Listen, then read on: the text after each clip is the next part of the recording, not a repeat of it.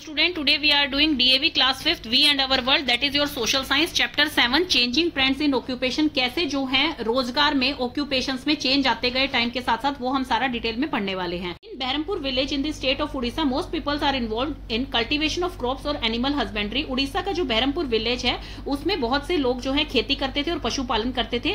Many villagers are involve in non agriculture occupation. काफी सारे villagers जो थे जो नॉन एग्रीकल्चर ऑक्यूपेशन मतलब जो खेती से अलग जो कार्य करते थे, जैसे कि ब्लैकस्मिथ जो कि आयरन का काम करने वाले होते हैं, लोहे का काम करते हैं, कारपेंटर जो कि लकड़ी का काम करते हैं, वुड का काम करते हैं, पोर्टर जो कि मिट्टी के बर्तन बनाते हैं, वीवर जो कि बुनाई का काम करते हैं।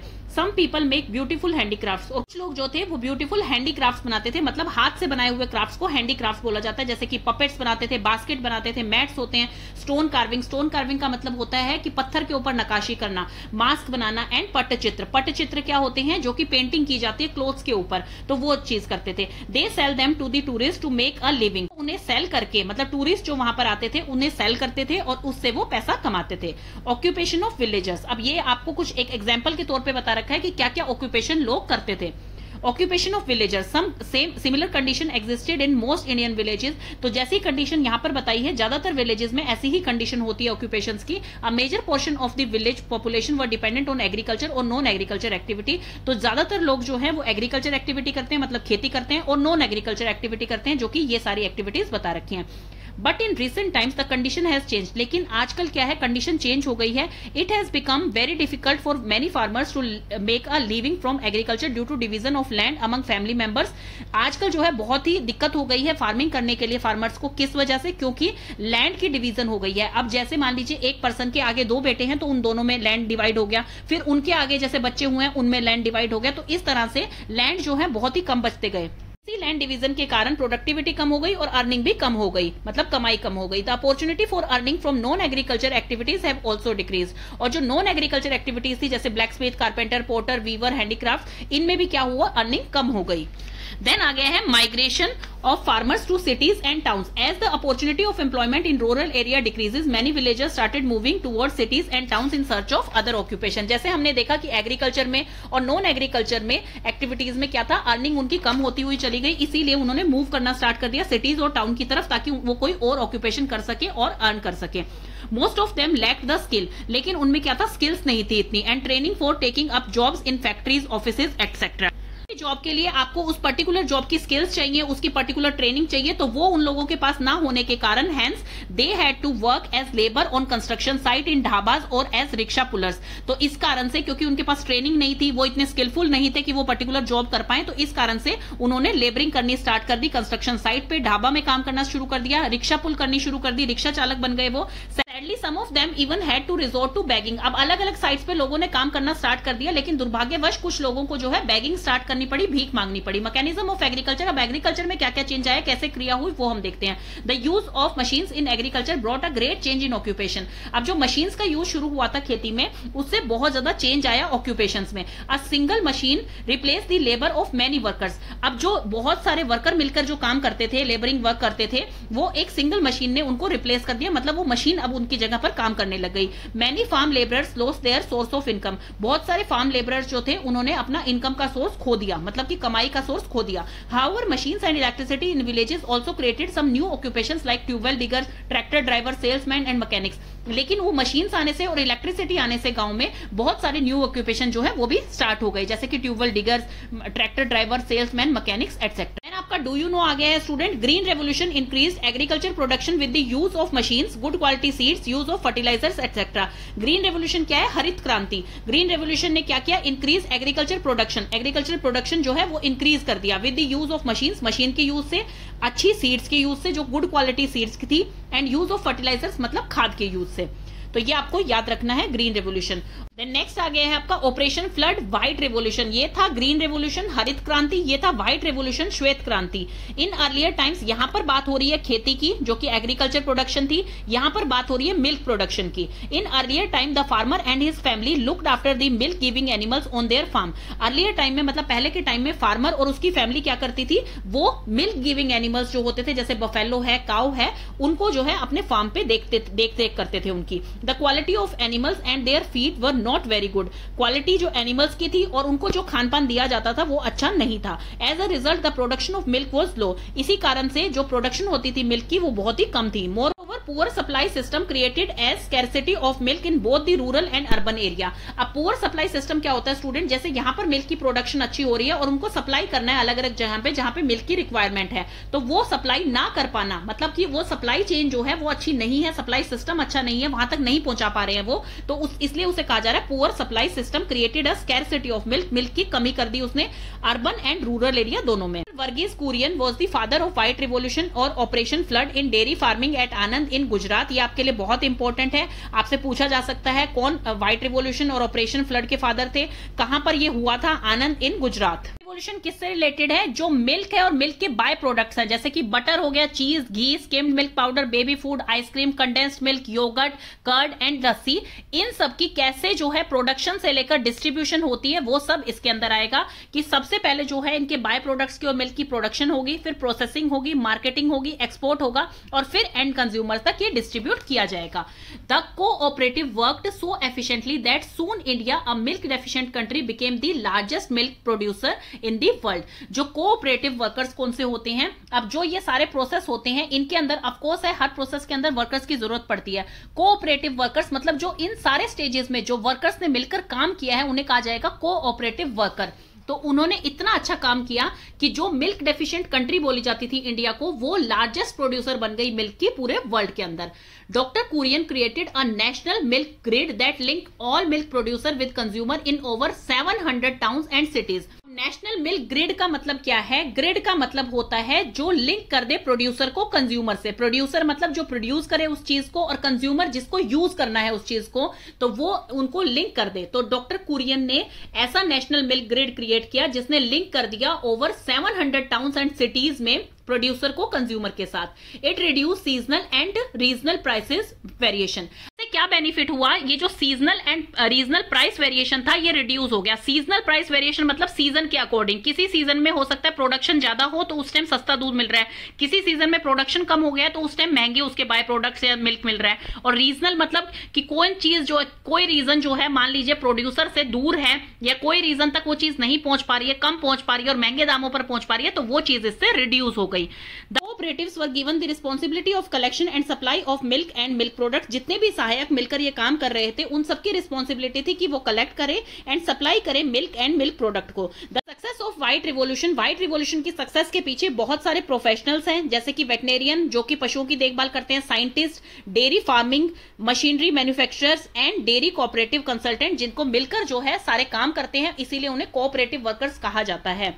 It also involve the service of many non professionals. Professionals की वर्किंग यहाँ पर बता दी गई है एंड बहुत सारे नॉन प्रोफेशनल भी जो हैं वो इसमें इन्वॉल्व हैं, जैसे कि डेयरी फार्मर्स हो गए हैं, truck driver and record keepers etcetera. तो ये भी आपसे पूछा जा सकता है, ये भी आपके लिए इंपॉर्टेंट है, इसको भी आपने ध्यान रखना है कि सक्सेस ऑफ व्हाइट रिवॉल्यूशन जो है वो उसमें इन्वॉल्व थे प्रोफेशनल्स एंड नॉन प्रोफेशनल्स। इनके कुछ एग्जाम्पल्स भी आप याद रखेंगे। देन आ गया है डू यू नो, ये भी आपके लिए इंपॉर्टेंट है। The white revolution is the achievement of Kaira district, जो कि गुजरात में है, milk producer and cooperative union which owns and operates the Amul dairy. Meaning क्या होता है अमूल डेयरी का, अमूल मतलब अमूल्य, प्राइसलेस होती है जो चीज उसे अमूल्य बोला जाता है। और अमूल की फुल फॉर्म क्या है, आनंद मिल्क यूनियन लिमिटेड, वो अमूल की फुल फॉर्म है। तो व्हाइट रिवॉल्यूशन जो है वो कहां की अचीवमेंट है, क्यारा डिस्ट्रिक्ट जो कि गुजरात में है, milk producer and cooperative union जो कि खुद अपने किस नाम से ऑपरेट करते हैं, अमूल डेयरी के नाम से।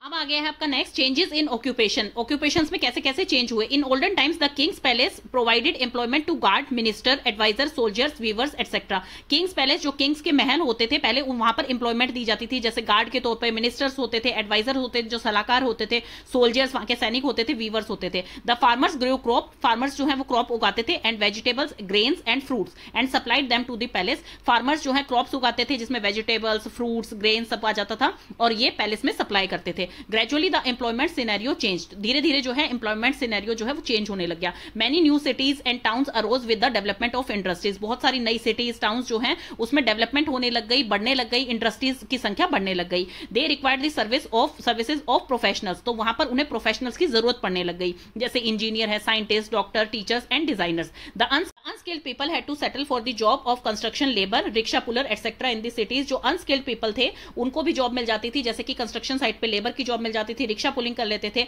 There were job opportunity for skilled people also, जैसे कि टेलर, ड्राइवर, कारपेंटर, इनको भी जॉब मिल जाती थी। जो अनस्किल्ड पीपल वो होते हैं जिनमें कोई पर्टिकुलर स्किल नहीं होती है, मतलब कि किसी चीज में वो बहुत ज्यादा एक्सपर्ट नहीं होती, किसी चीज की उन्हें ट्रेनिंग की जरूरत नहीं होती है। स्किल्ड पीपल वो होते हैं जिन्हें पर्टिकुलर चीज की ट्रेनिंग की जरूरत होती है, वो उस चीज में स्किल्ड होते हैं। जैसे कि टेलर जो होते हैं वो कपड़े सीने में माहिर होते हैं, ड्राइवर्स जो हैं वो ड्राइव करने में माहिर होते हैं, कारपेंटर्स जो हैं वो लकड़ी का काम करने में जो है माहिर होते हैं। तो ये होती है skilled job. The recent revolution is technology has completely change our life. तो रिसेंट रिवोल्यूशन किस चीज का आया? टेक्नोलॉजी का आया, जिसने हमारी लाइफ को बिल्कुल बदल कर रख दिया। टेक्नोलॉजी इज अ साइंस और knowledge put into practical use to solve problems और इन्वेंट यूजफुल टूल्स। तो तकनीक जो है वो साइंस है, टेक्नोलॉजी जो है वो एक साइंस है, नॉलेज देती है हमें ताकि हम उसका प्रैक्टिकल यूज कर पाए अपनी प्रॉब्लम सॉल्व करने के लिए। The wide spread use of computer, अब कंप्यूटर का, इंटरनेट और मोबाइल फोन का इतना ज्यादा यूज हो रहा है, तो ये एक प्रूफ है कि टेक्नोलॉजी जो है उसने कितना प्रभावित किया है हमारे सोसाइटी के हर सेक्शन को all over the world. It has made travel, communication, learning and data storage very easily. इसने जो है ट्रेवलिंग को बहुत ईजी बना दिया है। अब देखिए ऑनलाइन ही टिकट्स बुक हो जाती हैं, कम्युनिकेशन ईजी बना दी है, मतलब आप यहां बैठे हैं और फॉरेन में अगर आपका कोई रिलेटिव है आप वीडियो कॉल पे बात कर सकते हैं। लर्निंग आपकी इजी हो जाती है, डेटा स्टोरेज आपके लिए इजी हो गया है। Technology has also created thousands of new job, technology ने बहुत सारी न्यू जॉब्स को भी अपॉर्चुनिटी ओपन कर दी है, जैसे कि computer scientist, software developer, cloud architect and mobile engineer. Cities and towns also need the service of non professional. City और टाउन्स में जो है नॉन प्रोफेशनल की भी नीड होती है। दे आर, अब जैसे एक प्रोफेशनल जॉब्स होती हैं जैसे कि ये है scientist, engineer, doctor, teachers and designer etcetera. अब नॉन प्रोफेशनल में कौन कौन आ जाते हैं? सबसे फर्स्ट है स्किल्ड लेबर, मतलब लेबर कौन से होते हैं? जिनके अंदर स्किल है उस पर्टिकुलर काम को करने के लिए, तो वो होते हैं skilled labour. Semi skilled labour कौन से होते हैं? स्किल्ड लेबर के एग्जांपल आ गए आपके tailors, carpenters, plumbers. Semi skilled people कौन से होते हैं? जिनको ज्यादा स्किल्स की रिक्वायरमेंट नहीं होती है, जैसे कि bakers, cleaner, washerman. Unskilled labour कौन से होते हैं? लेबर कौन सी होती है? जो कि जिनको कि किसी स्किल की जरूरत नहीं होती है, जैसे कि कंस्ट्रक्शन साइट पे जो वर्कर्स काम करते हैं, कूलीज जो रेलवे स्टेशन पे काम करते हैं, तो वो होते हैं अनस्किल्ड लेबर। तो ये तीनों कैटेगरी जो है वो नॉन प्रोफेशनल में आती है। देन है डिग्निटी ऑफ वर्क। डिग्निटी का मीनिंग होता है मर्यादा, शान of labour. All types of work are necessary in a society. हर टाइप का काम जो होता है, हर टाइप की जॉब जो होती है सोसाइटी में जरूरी होती है। We must respect all of them. हमें उन सबकी रिस्पेक्ट करनी चाहिए। कोई काम जो होता है वो बड़ा या छोटा नहीं होता। Work is work. It is absolutely wrong to consider any work as good और बैड।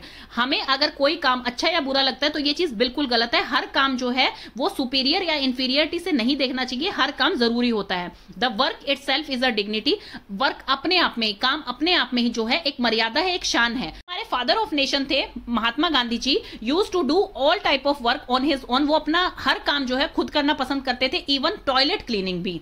अब आपका डू यू नो आ गया है। ऑल वर्क इज सेम, हर काम समान होता है, whether done with head, intellectual work और हैंड्स। हैंड से करने वाला काम मतलब कि मैनुअली जो काम कर रहे हैं आप, फिजिकली जो काम कर रहे हैं, वो होता है आपका हैंड से करने वाला काम, मैनुअल वर्क। या फिर हेड से, जिसमें ब्रेन एक्टिविटीज ज्यादा होती है, वो होता है इंटेलेक्चुअल वर्क। तो यहां पर बताया गया हर काम समान होता है। Gender discrimination. अब जेंडर्स में जो डिफरेंस होता है उसे कहा जाता है, जो अनइक्वालिटी होती है उसे कहा जाता है gender discrimination. It is the wrong attitude of man against women that has existed in India. अब इंडिया में क्या है, वुमेन्स को मेंस के बराबर दर्जा नहीं दिया जाता है। Girls and women are not given equal opportunity in education, career and political system. Girls को और वुमेन्स को क्या है, इक्वल अपॉर्चुनिटीज नहीं दी जाती है जैसे मेंस को दी जाती है पढ़ाई के क्षेत्र में, कैरियर के क्षेत्र में, पॉलिटिकल सिस्टम में। But it is changing slowly. ये धीरे धीरे चेंज होने लगा। And womens are claiming their rightful place in the society. और वुमेन्स जो हैं अपने हक के लिए, अपने अधिकार के लिए क्लेम करने लगी, दावा करने लगी सोसाइटी, समाज के अंदर। And important aspect of the changing trends in occupation, जो इंपॉर्टेंट एस्पेक्ट था, जो चेंजिंग ट्रेंड्स आ रहे थे ऑक्यूपेशन में, उसमें क्या था, is increase in the participation of women in various occupation, की वुमेन्स की जो है पार्टिसिपेशन इंक्रीज हो अलग अलग ऑक्यूपेशंस में। When the rural man started migrating to cities in search of occupation, जैसे कि हमने पीछे पढ़ा था कि रूरल एरियाज में जो अपॉर्चुनिटीज थी एम्प्लॉयमेंट की वो घटने लग गई थी, डिक्रीज होने लग गई थी, इसीलिए उन्होंने माइग्रेट करना शुरू कर दिया सिटीज में, ताकि उन्हें अलग अलग अपॉर्चुनिटी मिल सके, अलग अलग ऑक्यूपेशंस मिल सके। तो the women took over responsibility of farming and related activity. अब मैन जो है वो उन्होंने माइग्रेट करना स्टार्ट कर दिया था सिटीज में, तो वहां पर रूरल एरिया में वुमेन्स ने क्या किया, उनकी जगह ली और उनके काम को, जो उनकी रिस्पॉन्सिबिलिटी थी फार्मिंग की और अदर एक्टिविटीज की, वो वुमेन्स ने करना स्टार्ट किया। But their work is not respected, लेकिन उनके वर्क को कोई आदर नहीं मिल रहा था। And they are not given the same wages that are given to man, और उनको वो सेम वेजेस सेम सैलरी नहीं दी जा रही थी जितनी मेंस को दी जाती थी। मतलब जो काम पहले रूरल एरिया में मैन करता था, अब वो सिटीज में चले गए तो उनका जो काम था वो वुमेन्स ने करना स्टार्ट किया। उतना ही काम वुमेन्स भी करती थी जितना पहले मैन करते थे, लेकिन उनकी सैलरी जो थी दोनों की सेम नहीं थी, उनको वुमेन्स को कम सैलरी दी जाती थी। दो women form 50% of Indian population, जबकि इंडिया की पॉपुलेशन में आधी जनसंख्या जो है वो महिलाओं की है। Yet they don't get an equal share in occupation, education, health facilities और पार्लियामेंट। फिर भी उन्हें जो है इक्वल शेयर्स नहीं मिलता ऑक्यूपेशंस में, मतलब कि जॉब्स वगैरह में, एजुकेशन में, हेल्थ फैसिलिटीज में और पार्लियामेंट में। Many women suffer due to the unequal treatment known as gender discrimination. Discrimination का मतलब होता है डिफरेंस, जो जेंडर में डिफरेंस किए जाते हैं, इनइक्वालिटी की जाती है, उसे कहा जाता है जेंडर डिस्क्रिमिनेशन। तो ये भी आपके लिए इंपॉर्टेंट है कि जेंडर डिस्क्रिमिनेशन किसे कहा जाता है, जब वुमेन्स जो है सफर कर रही हैं किस कारण से, अनइक्वल ट्रीटमेंट के कारण से, उस टर्म को कहा जाता है gender discrimination. Now many womens are taking up occupation that were so far labelled as male occupation. जो पहले सिर्फ मेल के लिए एक लेबल लगा रखा था कि भाई ये सिर्फ मेल ही कर सकते हैं ये वाला ऑक्यूपेशन, अब उसमें महिलाएं भी एंटर होने लग गई हैं। There are many women engineers, अब बहुत सी महिला जो है वो इंजीनियर बन गई हैं, डॉक्टर बन गई है, टीचर्स हैं, आर्किटेक्ट हैं, साइंटिस्ट हैं, कंसल्टेंट हैं, पायलट हैं सिटीज में। In rural areas womens are working in spice, matchbox and agarbatti factories. Rural area में वुमेन्स ने काम करना स्टार्ट कर दिया स्पाइसेस, मसालों की फैक्ट्रीज में, मैच बॉक्सेस, माचिस की फैक्ट्री में एंड अगरबत्ती फैक्ट्रीज में। They have also taken up job as health workers, teachers and in panchayat, और उन्होंने एज अ टीचर जॉब करना स्टार्ट कर दिया, हेल्थ वर्कर्स जॉब करना स्टार्ट कर दिया एंड पंचायत में भी जॉब करना स्टार्ट कर दिया। They are making an important contribution in the development of our country. वो जो है बहुत ही महत्वपूर्ण कॉन्ट्रीब्यूशन दे रही हैं हमारी देश को विकसित करने के लिए। अब हम सबको पता है स्टूडेंट, सिर्फ मेल ही नहीं बल्कि फीमेल्स भी, चाहे स्पोर्ट्स है वो, चाहे डॉक्टर्स हैं, टीचर्स हैं, आर्किटेक्ट हैं, इंजीनियर हैं, साइंटिस्ट हैं, कोई भी एक्टिविटी है उन सब में आप महिलाओं को देखेंगे कि वो कितना आगे बढ़ रही हैं और हमारे देश का नाम रोशन कर रही हैं। ये कुछ पिक्चर में देख सकते हैं जिसमें वुमेन इन वेरियस ऑक्यूपेशंस, आपको अलग अलग ऑक्यूपेशंस में वुमेन्स दिखाई देंगी यहाँ पे। देन आगे है, do you know researches show that a majority of women worker in rural areas are literate और सेमी लिटरेट। जो रिसर्चर कहते हैं कि भाई मेजॉरिटी ऑफ वुमेन्स जो रूरल एरिया में काम करती हैं, जैसे हमने देखा स्पाइसेस फैक्ट्रीज में, मैच बॉक्स फैक्ट्री में और अगरबत्ती फैक्ट्रीज में जैसे महिलाएं काम करती हैं, वो या तो बिल्कुल पढ़ी लिखी नहीं होती या फिर थोड़ी बहुत पढ़ी लिखी होती हैं। They are getting education and taking up different occupation. वो जो है अब एजुकेशन ले रही है, मतलब शिक्षित हो रही हैं और अलग अलग ऑक्यूपेशंस में जा रही हैं। Many urban professional womens have taken up highly paid and responsible job. और अर्बन प्रोफेशनल वुमेन्स मतलब कि जो अर्बन एरियाज में रहती हैं, सिटीज में रहती हैं, वो वुमेन अब बहुत ही अच्छी जॉब कर रही हैं, बहुत ही रिस्पॉन्सिबल जॉब कर रही हैं और हाईली पेड मतलब कि उनकी सैलरी भी बहुत ही अच्छी है। तो ये चैप्टर आपका फिनिश हो गया स्टूडेंट। इसकी एक्सरसाइज आपको पूरी करवा दी है, एक अलग से वीडियो डाली है मैंने जिसमें all the question answer, map work, fill in the blanks वगैरह सब कुछ कंप्लीट करवाया है, वो आप जाकर देख सकते हैं। अभी मैं कुछ इंपॉर्टेंट क्वेश्चंस आपको बता रही हूं, जैसे कंप्लीट द एनालॉग आपको आ सकता है green revolution, agriculture production dash white revolution, तो उसमें आप डेयरी फार्मिंग लिखेंगे। तो ये आपको लर्न करना है कि ग्रीन रिवॉल्यूशन जो थी वो किससे रिलेटेड थी, एग्रीकल्चर प्रोडक्शन से। एग्रीकल्चर प्रोडक्शन में जो है कैसे चेंजेस आए और कैसे जो है ऑक्यूपेशन उससे ज्यादा बढ़े, तो वो आप लिखेंगे कि जब मशीन्स आ गई थी तो उसके कारण कुछ ऑक्यूपेशन जो थे वो न्यू क्रिएट भी हुए थे, जैसे कि न्यू ऑक्यूपेशन कौन से थे, tube well diggers, tractor drivers, salesman, mechanics etcetera. तो ये भी आप पढ़ के जाइएगा। देन ऑपरेशन फ्लड और व्हाइट रिवॉल्यूशन एक ही चीज होती है। आप ये नहीं कि सिर्फ व्हाइट रिवॉल्यूशन का नेम लर्न करेंगे, तो ऐसा नहीं, व्हाइट रिवॉल्यूशन और ऑपरेशन फ्लड दोनों नेम आपको लर्न होने चाहिए। और ये किसके लिए थी, डेयरी फार्मिंग के लिए थी। और इसके फादर कौन थे, डॉक्टर वर्गीस कुरियन, ये आपको इंपॉर्टेंट है, याद करना है ये। देन उसके बाद आपका है कि इसके व्हाइट रिवॉल्यूशन की सक्सेस में किन किन का जो है कौन कौन इन्वॉल्व थे, तो उसमें आएंगे professional and non professional. Professional के नेम आपको लर्न होने चाहिए क्योंकि कोई भी प्रोफेशनल आपसे कंप्लीट द एनालॉग में पूछा जा सकता है, ट्रू एंड फॉल्स में पूछा जा सकता है। जैसे प्रोफेशनल्स में दे दिया उन्होंने साइंटिस्ट, एंड नॉन प्रोफेशनल में आपको fill in the blanks fill करना है, तो उसमें आप dairy farmers, truck driver, record keepers कुछ भी लिख सकते हैं। देन उसके बाद ये पूछा जाता है व्हाइट रिवॉल्यूशन जो है वो कहां पर अचीव की गई थी, कहां पर उसका अचीवमेंट हुआ था, तो वो स्टेट था गुजरात। तो ये भी आपको लर्न करना है। देन उसके बाद पूछा जाता है टेक्नोलॉजी जो है वो किस तरह से उसमें चेंजेस आए, टेक्नोलॉजी से हमारी लाइफ में कैसे चेंजेस आए, वो मैंने पूरा आंसर की वीडियो उसमें प्रॉपर मैंने इसको जो है स्पेसिफाई कर रखा है कि टेक्नोलॉजी ने जो है हमारी लाइफ कैसे चेंज करी, उससे न्यू जॉब्स क्रिएट हुई, जैसे कंप्यूटर साइंटिस्ट वगैरह, उसने ट्रैवल, कम्युनिकेशन और हमारी लर्निंग, डेटा स्टोरेज को बहुत ही इजी कर दिया है। बहुत ही वाइड स्प्रेड यूज हो रहा है कंप्यूटर का, इंटरनेट का, मोबाइल फोन का पूरे वर्ल्ड में। तो ये सब चीजें आपको लिखनी है उसमें। सेकंड आप ये लर्न करेंगे कि प्रोफेशनल, जैसे मैंने आपको ऊपर भी बताया था, ये तो था आपका व्हाइट रिवॉल्यूशन में कौन कौन इन्वॉल्व थे। प्रोफेशनल्स कौन होते हैं, ये उनके थोड़े एग्जांपल आपको लर्न होने चाहिए। एंड नॉन प्रोफेशनल्स में टाइप्स बता रखे हैं, इसको आप स्टार मार्क कर लीजिए। आपको 100% पता होना चाहिए कि क्लीनर जो है वो सेमी स्किल्ड है, स्किल्ड है या अनस्किल्ड लेबर है। तो ये इस टाइप के क्वेश्चन भी आपके बन के आ सकते हैं टर्म एग्जाम में। देन उसके बाद डिग्निटी ऑफ लेबर में एग्जांपल जो कि आपको यहाँ पर डैश पूछा जा सकता है, जो कि हमारे फादर ऑफ नेशन थे, तो ये लाइन भी बहुत इंपॉर्टेंट है। नो वर्क इज सुपीरियर और इंफीरियर, ये चीज आपको पता होनी चाहिए। डिग्निटी ऑफ लेबर का मतलब क्या होता है कि सारी जॉब, सारे वर्क जो होते हैं वो नेसेसरी होते हैं हमारी सोसाइटी, हमारे समाज के लिए। कोई वर्क इंफीरियर और सुपीरियर नहीं होता है, हमें सबकी रिस्पेक्ट करनी चाहिए। जेंडर डिस्क्रिमिनेशन की डेफिनेशन क्या है? जेंडर डिस्क्रिमिनेशन होता है जब इक्वल ट्रीटमेंट नहीं दिया जाता है वुमेन्स को मैन के बराबर, मतलब चाहे वो एजुकेशन है, चाहे वो पॉलिटिक्स है, चाहे वो कैरियर है, किसी भी फील्ड में जो है उनको बराबर जब अधिकार नहीं दिए जाते हैं, अनइक्वालिटी को जेंडर डिस्क्रिमिनेशन, जेंडर डिफरेंस कहा जाता है। देन उसके बाद ये क्वेश्चंस आपके सारे इंपॉर्टेंट थे जो मैंने आपको बता दिए हैं, तो इस टाइप के क्वेश्चन इस चैप्टर में से आ सकते हैं।